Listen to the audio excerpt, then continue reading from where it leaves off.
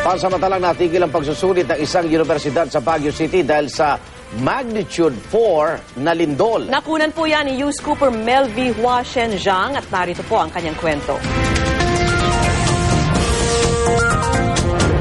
Niyanig ng magnitude 4 intensity 3 ang Baguio City at ilang bahagi ng Benguet kanina pasado alas 9 ng umaga.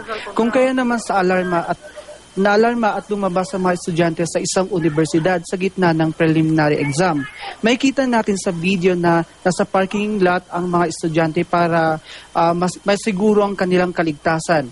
Nang masiguro na walang susunod na pagyanig, agad na rin nag-resume ang klase. Ako si Youth Cooper Melvi Hua Shenjiang ng Baguio City, ang inyong naging saksi. At kayo, pwede rin po maging saksi. Bukod sa mga video at teatro, mga balitang inyong nakunan, pwede rin ipadala sa Youth Scoop ang kuha sa inyong sarili habang kinukwento ang inyong nasaksihan. Dahil dito po sa saksi, hindi lang reaksyon nyo ang mahalaga. Kasama rin namin kayo sa pagbabalita.